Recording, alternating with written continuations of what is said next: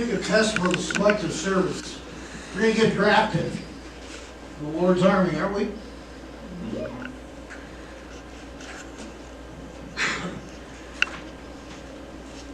You know, when I was in basic training in the Navy, I was wanting to go to I was thinking, man, I like to join the SEAL team. Found out that I was a little on the crazy side trying to do that one because we had a real difficult, this very difficult training. They had a selection process for it. For their special forces in any branch of the military, we have the special forces, and they got a selection process to it. And it'll pretty much almost parallel what God has with Gideon.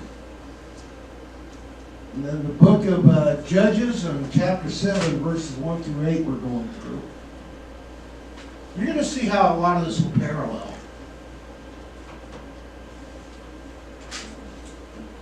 You know, it was revealed that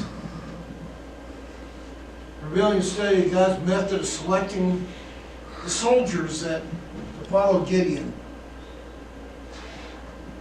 You know, first God changed the hearts of the people intent on killing Gideon. He changed their hearts. It's in Judges 6:30. They had that. You can read it in there. The Spirit of the Lord come upon Gideon. 32,000 men came together to become soldiers of Gideon. God changed men so they can, God changed the men so they changed their priorities.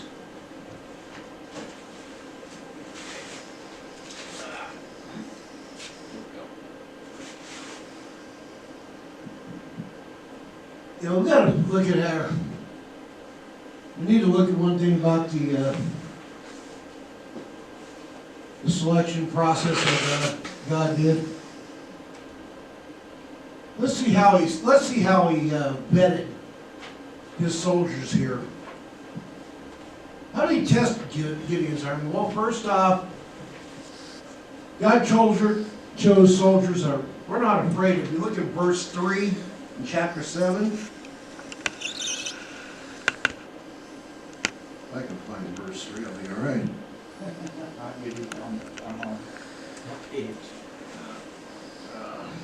He said, "Announce now to the people, anyone who trembles with fear may turn back and leave Mount Gilead." So 22,000 men left,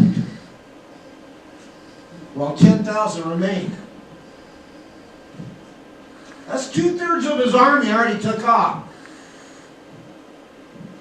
The SEAL team, they had a bell you'd ring if you wanted to get out of there. They run out right then and there.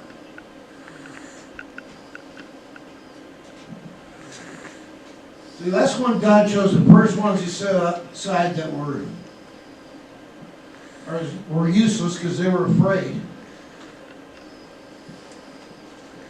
22,000 out of 32,000 left. They're disqualified because of fear. That means 2/3 of that group was useless to God. Look at today how fear does. What fear does. Peer pressures is one sort of fear. You don't want to upset your friends. You want to fit in with them. Fear with financial commitments. Leadership responsibilities in the church. Some people are afraid to take on a class or something.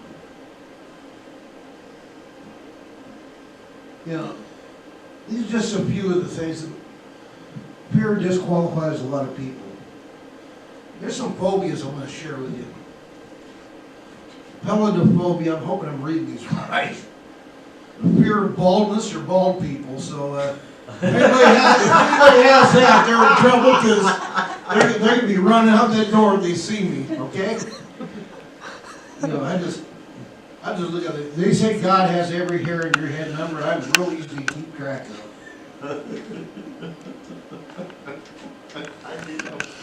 Aerophobia, fear of graphs. Porphophobia, fear of color purple. What? Xenophobia, fear of hairy people. So, some people can be some real trouble. They have a combination of those two, they're going to be in real trouble. I'm going to go on down to the last one here. Phobophobia. Guess what that one is? It's a fear of being afraid. You're afraid you're going to be afraid of something.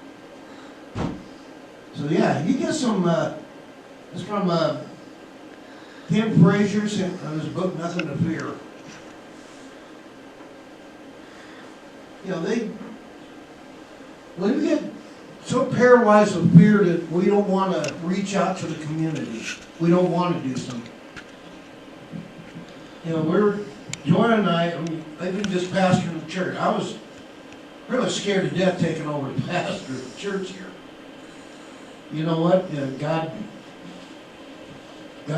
gave me the assurance, okay, you will do, you know, you're going to do good with us. You'll be all right. My wife her and I get together brainstorming a lot of times because we'll sit down and we'll discuss what would be good outreach. How can we get this? You know, also we got less and less fear, you know, of upsetting people. You know, first we kind of ran against a little bit of opposition at first with some of our things, like the first VBS we did in about 10 or 15 years. And it turned out to be really good, and then everybody's like, okay. They were so fearful of us doing some of these things. Yeah. They were great. Everybody liked it. So now we got I would too, wouldn't it?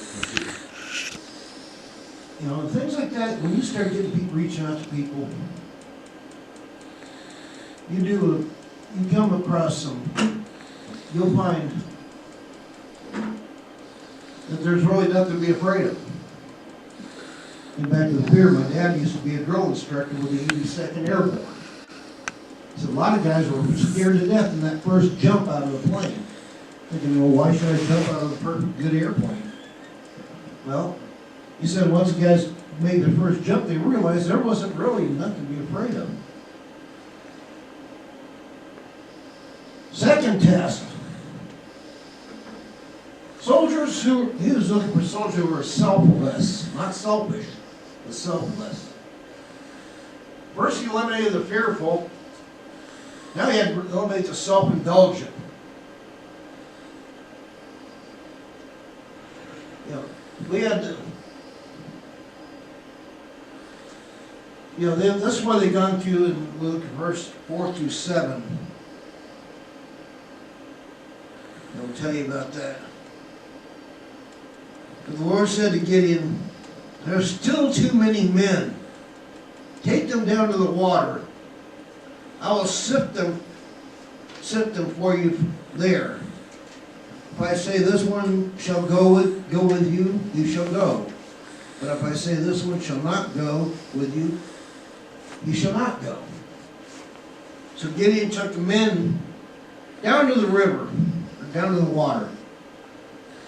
Well, the Lord told him, separate those who lap the water with their tongues like a dog from those who kneel down to drink. 300 men lapped with their hands to their mouths, cupping the water.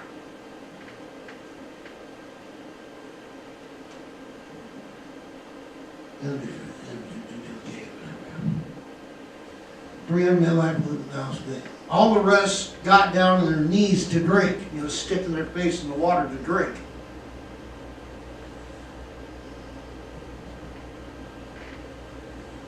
When you get The Lord said to Gideon, with the 300 men that lapped, I will save you and give the Mennonites or Midianites into your hands.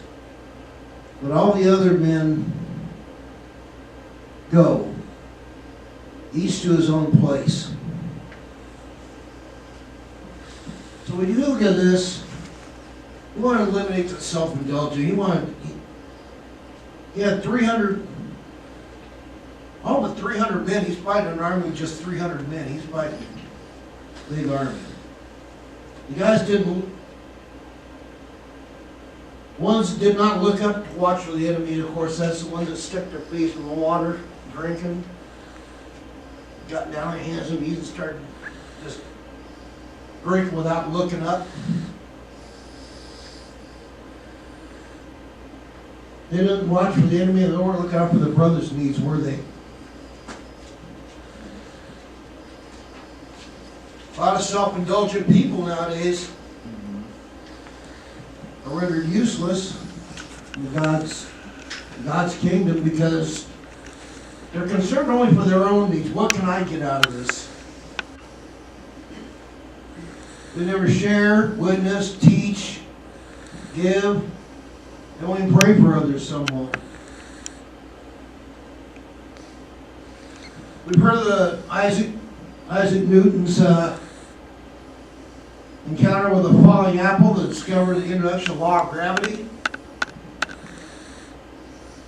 in the 1600s, which revolutionized astronomical studies. It's a story that I'm reading. I forgot to put on where it was from. You know, but few know that if the world might never have learned from Newton. It was Haley who challenged Newton to think through his original notions. Haley corrected Newton's mathematical errors and prepared geometrical figures to support his discoveries. Haley coaxed the hesitant Newton to write his great work, Mathematical Principles of Natural Philosophy. That's kind of way above my head.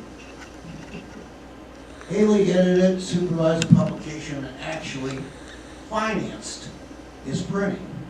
Even though Newton was wealthier and easily could have afforded the printing costs, historians called it one of the most selfless examples in the annals of science. Newton began almost immediately to reap rewards of prominence. Haley received little credit. He did use the principles to predict the orbit and return of the comet that would later bear his name, but only after his death did he receive any coin.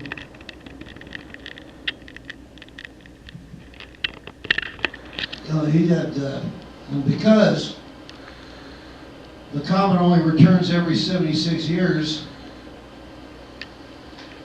the notice is rather infrequent. Haley remained a devoted scientist who didn't care who received the credit, as long as the cause was being advanced.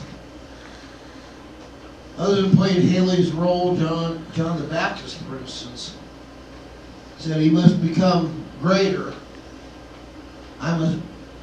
He must become greater, I must become less. Barnabas was content to introduce others to greatness. Many pray to uphold the work of one Christian leader. So the selflessness advances the kingdom of God. It advances our work. We don't work, we're not in it for ourselves. I'm not in it for here. I remember one kid when I got upset with me when I told him to sit down years ago when we first started our youth group. He said, "Oh, you're only in it for the money." I go, "Guess what? I'm not getting paid for it here." Because they think, you know, some ministers are in it for the money. We're not. Got a lot better reward than money. Last but not least, he chose soldiers that were alert. 300 people were selected for a surprise attack on the enemy camp. The test by which Gideon's men were selected, you know, is variously interpreted. The drinker's stance seemed to suggest alertness. And back to those guys who were drinking, they're alert, they're looking. You know, I tried to come up on my dog when she was drinking.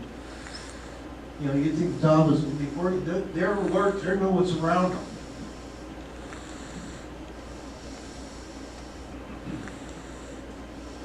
You know, they kept a watchful eye for their enemy. The New Testament, you know, many times in the New Testament, Christians are warned to be on guard. Because guess what? Satan's gonna attack us when we least expect it. He's not gonna attack us while we're looking. He's gonna get us from behind. He's gonna grab our feet, pull it out from under us. But all of us have had that problem, right? Satan kind of come up and blindsided you. Yep.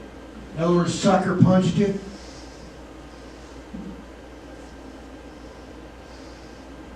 You know, it's a pretty timely reminder for Christians.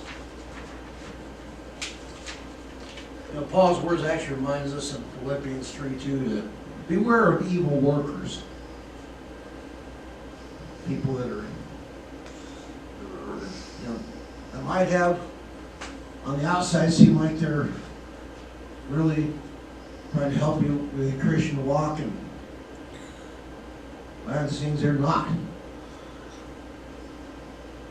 You got to be alert, beware of false teachings. I'm going to go ahead and one more story here from today in the world. During the Revolutionary War, a loyalist spy appeared at the headquarters of Hasten Commander Colonel John Rao, carrying an urgent message. General George Washington and his Continental Army has secretly crossed the Delaware River that morning. We're advancing on Trenton, New Jersey, where I believe this is how it's put. How it is. Hessens were encamped.